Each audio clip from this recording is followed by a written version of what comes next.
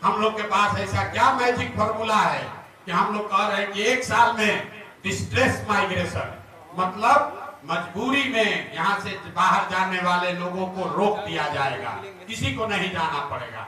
एक लोग हमसे पूछता आपके पास ऐसा क्या जादू का छड़ी है, तो अभी आपको बता रहे हैं कि वो कैसे रोका जाएगा। पहले बात ये समझिए कि बिहार में जो नौकरी का लालच लोगों को दिया जाता है, सारा नौकरी, आरक्षण, लड़ाई झगड़ा, कोई कह रहा हम 5 लाख दे दिए, कोई कह रहा हम 10 लाख दे दिए, कोई कह रहा हम 60% रिजर्वेशन दे देंगे। पूरा समाज उसी में लड़ रहा है कि कितना हमको रिजर्वेशन मिलना चाहिए। किसका प्रश्न पत्र लीक हुआ, हम आपको बता रहे हैं। चपरासी से लेकर मुख्य सचिव तक, इसको याद रखिए, चपरासी से लेकर मुख्य सचिव तक बिहार में सरकारी नौकरी के जितने लोग हैं उसकी संख्या जोड़िएगा तो उनकी संख्या होती है 23 लाख। मतलब 1.97%, 2% से कम लोग ही बिहार में सरकारी नौकरी आज 75-78 साल में पाए हैं। 98% आदमी को ना सरकारी नौकरी है ना आगे हो सकती है। तो जो भी आपको बता रहा है कि सरकारी नौकरी देके पलायन रोक देंगे, उससे बड़ा मूर्ख या उससे बड़ा ठग कोई भी नहीं, कोई नहीं सकता। दुनिया में जितने भी देश हैं जहां पर लोगों के पास रोजगार है, जहां लोगों के पास पैसा है, आमदनी है, तरक्की है, खुशहाली है, आप दुनिया के सबसे बड़े देशों को देखिए, स्कैंडिनेवियन कंट्रीज को देखिए, नॉर्वे, स्वीडन, फिनलैंड, जहां भी चलिए वहां पर लोग रेलवे का एग्जाम देकर पैसा नहीं कमाए, वहां पर नौकरी की मारामारी करके लोगों ने अपना जीवन नहीं सुधारा है। वहां सुधार का जो मंत्र है वो है शिक्षा, और शिक्षा के बाद रोजगार के लिए सुलभ पूंजी, पूंजी की उपलब्धता। आपके पास अगर पूंजी होगा तभी पलायन रुकेगा। जन स्वराज का मंत्र है, मेरे साथ दुनिया के कम से कम 10 से बड़े इकोनॉमिस्ट, बिहार के लोग उसमें इंक्लूडेड हैं, जो काम कर रहे हैं। हम लोगों ने जो मॉडल बनाया है कि बिहार में अगर श्रम का पलायन रोकना है, मजदूरों का पलायन रोकना है, तो उसके लिए पूंजी और बुद्धि का पलायन रोकना होगा। आपको जो मजदूर जाता है ट्रेन में बैठ के, वो पलायन दिखता है, लेकिन पूंजी का पलायन नहीं दिखता, बुद्धि का पलायन नहीं दिखता है। मैं आपको पूंजी के पलायन पर 2 मिनट आपका समय लूंगा। इसकी चर्चा बिहार में कोई नहीं करता है। पूंजी समाज में आता कहां से? पूंजी आने का 2 ही तरीका है। एक, जो पैसा आप कमाकर बचाते हैं, जो अर्जित करते हैं, खर्च के बाद जो बचता है वो आपका हुआ मूलधन। और पूंजी का दूसरा स्रोत है बैंकों से मिलने वाला कर्ज, लोन।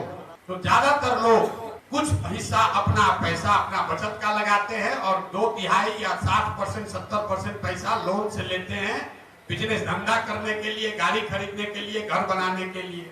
आप लोग यहाँ आए हैं गाड़ी से, मोटरसाइकिल से, शायद ही कोई ऐसा आदमी होगा जो बिना फिनांस के गाड़ी और मोटरसाइकिल खरीदा होगा। पूंजी की इतनी ताकत है, और बिहार में पूंजी है ही नहीं। पूंजी क्यों नहीं है? क्योंकि यहाँ प्रति व्यक्ति आय है 32,000 रुपया। याद रखिए, नेता लोग जितना भी दावा कर ले, देश में प्रति व्यक्ति आय है 1,35,000, बिहार में प्रति व्यक्ति आय है 32,000।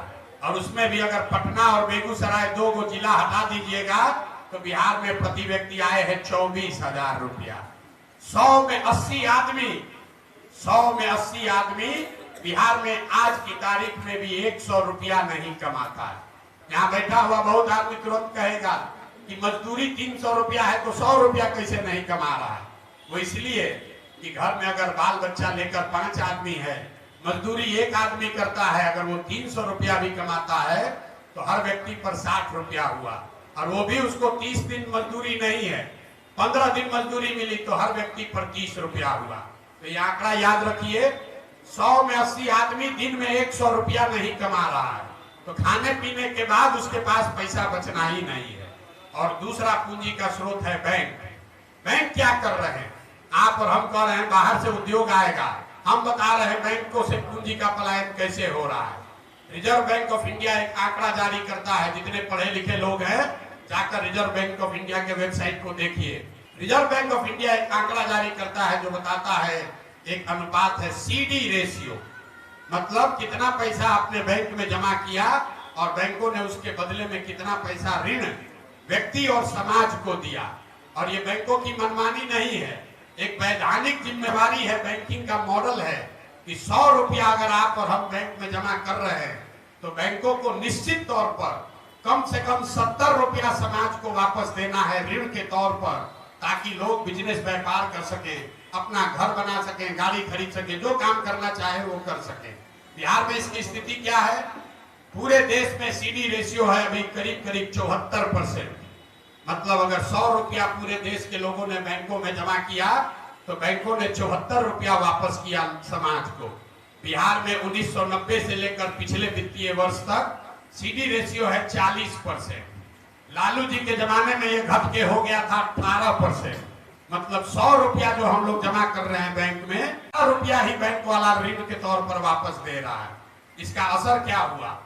पिछले फाइनेंशियल ईयर में, पिछले वित्तीय वर्ष में बिहार की गरीब जनता ने, बाहर के उद्योगपतियों ने नहीं, बिहार की गरीब जनता ने यहाँ के बैंकों में जमा किया 4,61,000 करोड़ रुपया।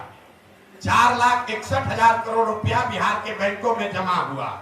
सीडी रेशियो अगर 70 होता तो बिहार के लोगों को 2,80,000 करोड़ रुपया लोन के तौर पर मिलना चाहिए था। मिला कितना? 1,61,000 करोड़। बाकी का पैसा कहाँ गया? बाकी का पैसा बैंकों ने यहां से उन राज्यों में ट्रांसफर कर दिया जहां उद्योग धंधे लग रहे हैं, जहां रोजगार है, जहां तरक्की है। गुजरात में, कर्नाटक में, केरल में, तमिलनाडु में, आंध्र प्रदेश और तेलंगाना में सीडी रेशियो 90 या उससे ज्यादा है। वहां के लोग अगर 100 रुपया जमा कर रहे हैं तो बैंक वाला 105 रुपया लोन दे रहा है, और बिहार की गरीब जनता 100 रुपया जमा करती है तो हमको आपको 35 रुपया 40 रुपया मिलता है। इसका नतीजा क्या हुआ? 1990 से लेकर पिछले फाइनेंशियल ईयर तक बिहार के बैंकों ने 26 लाख करोड़ रुपया, इसको ध्यान रखिए, कोई नेता, कोई पत्रकार ये बात नहीं करेगा, 26 लाख करोड़ रुपया बिहार के लोगों की जमा पूंजी बैंकों ने यहां से ट्रांसफर कर दिया दूसरे राज्यों में। और आप सोच रहे हैं कि कोई 2,000 करोड़ रुपया लाकर चीनी मिल बना दे। अरे अपना घर लूट गया। 26 लाख करोड़ रुपया बैंकों ने बिहार के लोगों का दूसरे राज्य में दे दिया, और आप और हम सोच रहे हैं कि 2,000 करोड़ रुपया कोई बाहर से लेकर आए। अब आप कहिएगा भैया सरकार में कोई इसका बात क्यों नहीं कर रहा है? बिल्कुल इसका बात होना चाहिए। आपकी जानकारी के लिए बता दें कि सीडी रेशियो को देखने के लिए मुख्यमंत्री की अध्यक्षता में कमेटी है, जिसको हर महीने बैठना है, जिसको ये सुनिश्चित करना है कि बैंक ये पैसा लोगों को दे।